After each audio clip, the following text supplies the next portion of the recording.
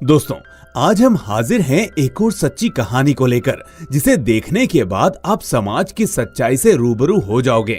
Movie का नाम है टोनोया, जो एक बांग्लादेशी शॉर्ट फिल्म है। तो बिना देरी किए चलते हैं सीधा कहानी की तरफ। तो कहानी की शुरुआत में हम टोनोया नाम की एक स्कूल गर्ल को देखते हैं, जो किसी होटल रूम में बेहोश पड़ी हुई है। होश में आते ही वो देखती है कि कोई लड़का उसके सामने कपड़े पहन रहा है। ये देखकर टोनोया एकदम से सन्न रह जाती है। वो समझ ही नहीं पा रही होती कि आखिर ये सब क्या हो रहा है। उसके सामने खड़ा ये लड़का कौन है और वो यहाँ कैसे पहुँची। टोनोया उस लड़के से कोई सवाल कर पाती उससे पहले वहाँ एक पुलिस कांस्टेबल आ जाता है और उस लड़के को मारते हुए वहाँ से ले जाता है। तभी एक लेडी कांस्टेबल वहाँ आती है और टोनोया को थप्पड़ मारते हुए अपने साथ पुलिस स्टेशन ले जाने लगती है। टोनोया चीख चीख कर सभी से कहती है कि प्लीज मुझे जाने दो, मुझे कुछ नहीं पता कि मैं यहाँ कैसे आई, मैंने कुछ नहीं किया। तभी वहाँ हम कुछ और लड़कियों को देखते हैं, जिन्हें पुलिस टोनोया के साथ पकड़कर पुलिस स्टेशन ले जाती है। पुलिस स्टेशन आकर टोनोया को एक बेंच पर बिठा दिया जाता है,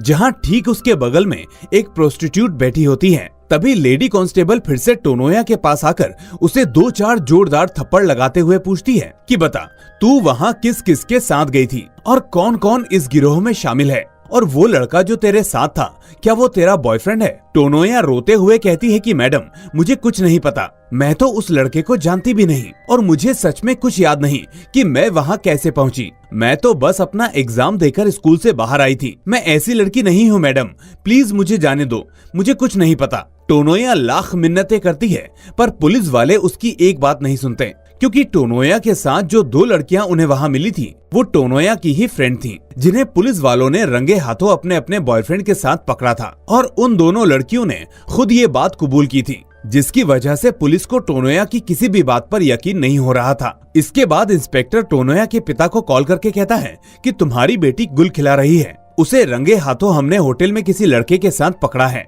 कैसे माँ बाप हो जो अपने बच्चों का ख्याल नहीं रख सकते। टोनोया के पिता कहते हैं कि नहीं सर, आपको कोई गलत फहमी हुई है, मेरी टोनोया ऐसी लड़की नहीं है। तभी वो इंस्पेक्टर कहता है कि हाँ, मुझे पता है कैसी है तुम्हारी बेटी, अभी चुपचाप पहले पुलिस स्टेशन आ जाओ। अब घबराते हुए टोनोया के पिता पुलिस स्टेशन पहुंचते हैं, जहां अपने पिता को देखकर टोनोया उनसे बात करने की कोशिश करती है, लेकिन उसके पिता उससे कोई बात नहीं करते। और तभी इंस्पेक्टर उन्हें अपने केबिन में बुलाकर उनसे टोनोया के बारे में उल्टा सीधा बोलने लगता है कि अभी तुम्हारी बेटी सिर्फ 9th क्लास में है और अभी से होटल में लड़कों के साथ घूम रही है। क्या तुम्हें नहीं पता कि कैसे अपने बच्चों पर लगाम लगाई जाती है, कैसे परवरिश की जाती है, या फिर पैसों के लिए तुम लोग ही उससे ये सब करवा रहे हो। ये सब सुनने के बाद टोनोया के पिता के होश उड़ जाते हैं। उन्हें समझ नहीं आता कि वो इंस्पेक्टर को क्या जवाब दें, क्योंकि वो अंदर ही अंदर बहुत शर्मिंदगी महसूस कर रहे थे। इसलिए वो बिना कुछ कहे पेपर्स पर साइन करके अपनी बेटी को घर ले जाते हैं। घर आकर टोनोया की माँ तुरंत टोनोया को घर के अंदर ले जाकर बुरी तरह से मारने लगती है और कहती है कि क्या यही दिन दिखाने के लिए तूने जन्म लिया था, पूरी सोसाइटी में हमारी नाक कटवा दी, क्या ऐसी परवरिश की थी हमने तेरी, क्या इसलिए पढ़ाया लिखाया इतना बड़ा किया कि आगे जाकर तू हमारे साथ ऐसा विश्वासघात करे। टोनोया की माँ उसे बोलने का मौका भी नहीं देती और बस पीटती ही रहती है। वहीं टोनोया का भाई बाहर से अपनी माँ को गेट खोलने के लिए बोलता है, लेकिन उसकी माँ दरवाजा नहीं खोलती और टोनोया के पिता बस शांत दरवाजे पर बैठकर यही सोचने लगते हैं कि क्या सच में उनकी बेटी, जिन्हें उन पर इतना नाज था, वो ऐसा दुष्कर्म कर सकती है। और मन ही मन सोचने लगते हैं कि कल सभी मोहल्ले वालों और रिश्तेदारों को मैं क्या जवाब दूंगा, कैसे उनका सामना करूंगा। वहीं दूसरे दिन जब टोनोया अपना एग्जाम देने के लिए स्कूल आती है, तो उसकी क्लास टीचर उसे एग्जाम में बैठने ही नहीं देती और टोनोया को बाहर लाकर उससे कहती है कि तुम अब एग्जाम नहीं दे सकती, अगर एग्जाम देना है तो जाओ पहले प्रिंसिपल सर की परमिशन लेकर आओ। तभी टोनोया अपनी माँ को फोन करके अपने स्कूल बुलाती है और फिर उनके साथ प्रिंसिपल ऑफिस पहुँचती है। अंदर जाकर टोनोया की माँ प्रिंसिपल से बहुत रिक्वेस्ट करती है कि सर प्लीज टोनोया को एग्जाम देने दीजिए, नहीं तो उसकी पूरी साल की मेहनत बर्बाद हो जाएगी। लेकिन प्रिंसिपल क्लियर उनसे मना करते हुए कहता है कि देखिए, मैं आपकी बेटी को इस स्कूल में अब एग्जाम की परमिशन हरगिज नहीं दे सकता और ना ही मैं इसमें कुछ और कर सकता हूँ, क्योंकि ये फैसला स्कूल मैनेजमेंट का है। आपकी बेटी की फोटो न्यूज़पेपर के फ्रंट पेज पर छपी है, इससे हमारे स्कूल का नाम भी बदनाम हुआ है, इसलिए अब मैं आपकी इसमें कोई मदद नहीं कर सकता। इतना सुनने के बाद भी टोनोया की माँ प्रिंसिपल के हाथ जोड़ने लगती है, बहुत मिन्नत मिन्नतें करती है, लेकिन वो प्रिंसिपल उनकी कोई बात नहीं सुनता। वहीं दूसरी ओर टोनोया के पिता टोनोया की फोटो को जब अखबार में देखते हैं तो उनके तो जैसे रोंगटे ही खड़े हो जाते हैं। उन्हें लगता है कि अब तो ये खबर देखकर सबको टोनोया के बारे में पता चल ही गया होगा कि उसने क्या किया। ये देखकर वो इतना आग बबूला हो जाते हैं कि टोनोया को एक जोरदार थप्पड़ लगाकर वहाँ से अपने काम के लिए निकल जाते हैं और टोनोया कुछ भी नहीं कह पाती। वो पूरे रास्ते सर झुकाए किसी आरोपी की तरह अपने मोहल्ले से निकल रहे होते हैं कि तभी उन्हें सुनाई देता है कि देखो, उसी आदमी की लड़की है वो जिसका फोटो अखबार में आया है, जो लड़कों के साथ होटल में पकड़ी गई थी। ये बात सच है दोस्तों कि आज के समय में अगर किसी के साथ कुछ भी बुरा होता है तो पड़ोसी और रिश्तेदार उसका जीना मुश्किल कर देते हैं। खैर, टोनोया के पिता उन लोगों की आवाज को नजरअंदाज करके मन ही मन दुखी होकर वहाँ से निकल जाते हैं। अब एक दिन जब वो रास्ते से जा रहे होते हैं तो उनका एक जानने वाला उनसे कहता है कि मैंने टोनोया के बारे में अखबार में सब पढ़ा और मुझे पता है कि लोग उसको लेकर तरह तरह की बातें कर रहे हैं। अब हम लोगों का मुंह तो बंद कर नहीं सकते, लेकिन अगर तुम्हें इन सब से बचना है तो जल्दी से टोनोया की कहीं शादी कर दो ताकि ये मैटर यहीं खत्म हो जाए। टोनोया के पिता कहते हैं कि हाँ, मुझे पता है, लेकिन मैं अभी अपनी बेटी की शादी नहीं कर सकता। वो अभी सिर्फ 9th क्लास में है, शादी के लिए वो अभी काफी छोटी है। ये सुनकर वो आदमी कहता है कि अच्छा, जब वो छोटी बच्ची होटल में लड़कों के साथ जा रही है तब वो छोटी नहीं है। ये सुनकर टोनोया के पिता को धक्का सा लगता है, लेकिन वो बिना एक शब्द कहे चुपचाप वहाँ से चले जाते हैं। वहीं दूसरी तरफ जब टोनोया का भाई साइकिल से कहीं जा रहा होता है तो एक लड़का उसके पास आकर उससे कहता है कि जब मैंने तुझसे कहा था कि मैं तेरी बहन से प्यार करता हूँ, तब तो तूने कहा था कि मेरी बहन ऐसी नहीं है और अब लड़कों के साथ होटल में रंग रलियां मना रही है। अब ऐसी ही बात है तो एक बार उसे मेरे पास भेज दे। ये सुनकर टोनोया के भाई को बहुत गुस्सा आता है और वो उस लड़के पर थूक देता है, जिसके बाद वो लड़का टोनोया के भाई को बुरी तरह से मारने लगता है। अब जैसे ही टोनोया का भाई घर पहुंचता है तो टोनोया और उसकी माँ उसके चोट के निशान को देखकर उससे इस बारे में पूछने लगती हैं। तो टोनोया का भाई गुस्से में चिल्लाते हुए कहता है कि ये सब तुम्हारी वजह से हुआ, पता नहीं तुम किसके साथ अपना मुंह काला करके आई हो और हम सभी को इतना कुछ झेलना पड़ रहा है। टोनोया ये सुनकर बहुत दुखी होती है और रोने लगती है। तभी टोनोया के पिता एक फैसला लेते हैं और उसकी माँ से कहते हैं कि अगर टोनोया यहाँ रहेगी तो हमें बार बार जिल्लत झेलनी पड़ेगी। मुझे तो अब घर से बाहर निकलने में भी डर लगता है। बेहतर ये होगा कि हम टोनोया को उसकी नानी के यहाँ भेज दें और उसकी पढ़ाई वहीं कराएं। टोनोया की माँ भी इसके लिए राजी हो जाती है और अगले ही दिन अपनी बेटी को अपनी माँ के घर भेज देती है। हालांकि टोनोया को अपने माँ बाप से दूर रहना बिल्कुल भी पसंद नहीं था और ये बात उसकी माँ अच्छे से जानती थी, लेकिन समाज के डर की वजह से वो अपनी बेटी को खुद से दूर भेज देती है। अब टोनोया भी अपनी नानी के घर पहुँच जाती है और ऐसे ही धीरे धीरे समय बीतने लगता है। अब जब एग्जाम का समय आता है तो टोनोया अपनी माँ को कॉल करके उनसे बात करती है, लेकिन टोनोया के पिता अभी भी अपनी बेटी से बात नहीं कर रहे थे। लेकिन अगले ही पल हमें पता चलता है कि उनका गुस्सा दरअसल एक दिखावा है। अंदर ही अंदर वो भी अपनी बेटी को लेकर काफी परेशान थे कि आखिर उनकी बेटी कैसे एग्जाम देगी, पता नहीं पास हो भी पाएगी या नहीं। खैर, रिजल्ट का समय आता है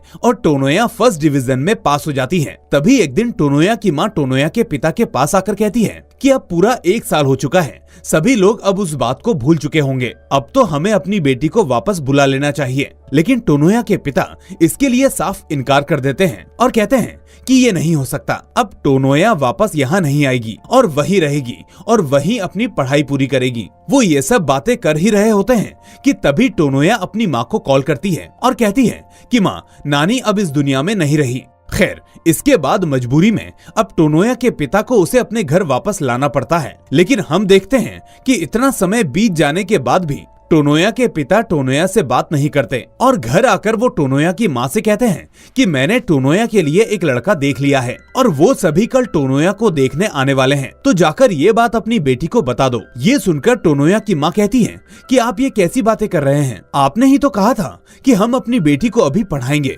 उसकी उम्र काफी कम है। लेकिन टोनोया के पिता कोई जवाब नहीं देते और वहाँ से चले जाते हैं। टोनोया की माँ अब यही बात अपनी बेटी को बताती है कि कल तुम्हें लड़के वाले देखने आ रहे हैं और अब हम तुम्हारी शादी कर रहे हैं। ये सुनकर टोनोया बुरी तरह से रोने लगती है और कहती है कि माँ, मैं अभी शादी करना नहीं चाहती, मुझे अभी और पढ़ाई करनी है और कुछ बनना है। तभी उसकी माँ कहती है कि बचपन से लेकर आज तक हमने वही किया जो तुमने कहा, क्या खाना है, क्या पहनना है, क्या पढ़ना है, और बदले में तुमने क्या किया, तुम होटल में लड़के के साथ घूम रही थी। ये सुनकर टोनोया रोने लगती है और कहती है कि माँ, क्या आपको अपनी बेटी पर बिल्कुल भी भरोसा नहीं है? क्या आपको लगता है कि मैं ऐसा कर सकती हूँ? लेकिन आप मेरी बात पर क्यों ही यकीन करोगे? आपने तो मुझसे कुछ पूछा भी नहीं, बस वही सच मान लिया जो लोगों ने आपसे कहा। क्या आप और क्या पापा, आप दोनों को अगर रत्ती भर भी मेरे ऊपर भरोसा होता तो एक बार मुझसे पूछते, ऐसे इल्जाम नहीं लगाते। लेकिन मैं क्या कहूँ, जब मेरे ही माँ बाप मुझ पर यकीन नहीं करते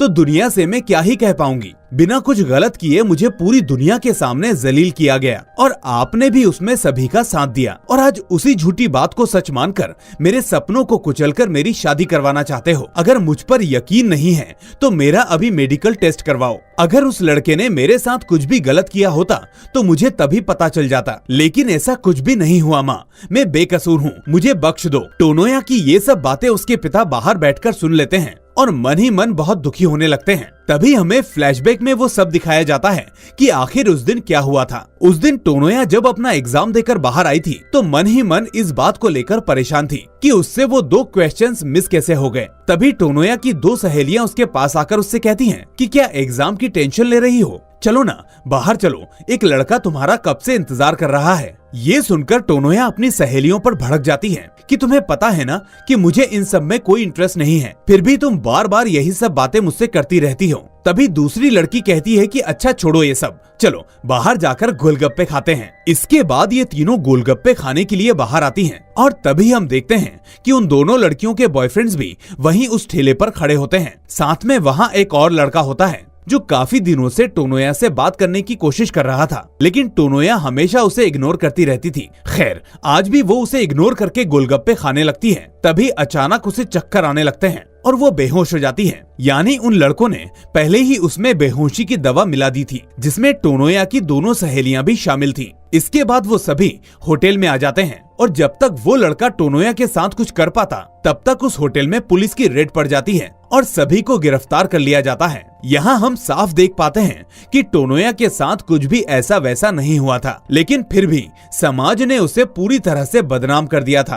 अब सीन यहाँ से प्रेजेंट डे पर शिफ्ट होता है, जहाँ ना चाहते हुए भी टोनोया को तैयार होना पड़ता है क्योंकि लड़के वाले उनके घर आने वाले थे। टोनोया तैयार होकर अपने माँ बाप के सामने आ जाती है, जहाँ उसकी माँ उसे देखकर बहुत खुश होती है कि उनकी बेटी कितनी प्यारी लग रही है, लेकिन टोनोया की आंखों में आंसू होते हैं। तभी कुछ देर में वहाँ लड़के वाले आ जाते हैं और वो टोनोया को देख भी लेते हैं। इसी बीच बिचौलिया या कहें ब्रोकर जो ये शादी करवा रहा था, वो टोनोया के पिता को साइड में ले जाकर उनसे कहता है कि भाई लड़के वालों को तुम्हारी बेटी पसंद है, लेकिन उन्हें वो बात भी पता है जब तुम्हारी बेटी होटल में लड़के के साथ पकड़ी गई थी, मतलब तुम्हारी बेटी अब वर्जिन तो रही नहीं, इसलिए लड़के वालों की कुछ डिमांड बढ़ गई है। ये सुनते ही टोनोया के पिता का दिमाग खराब हो जाता है और वो गुस्से में लड़के वालों के पास जाकर उनसे कहते हैं कि आखिर क्या जानते हैं आप मेरी बेटी के बारे में? क्या मेरी बेटी बाजार में मिलने वाला कोई सामान है जिसे आप सेकंड हैंड बोल रहे हैं? आपकी हिम्मत कैसे हुई मेरी बेटी के बारे में ऐसी उल्टी सीधी बातें करने की? मैं अभी के अभी इस रिश्ते को ठुकराता हूँ।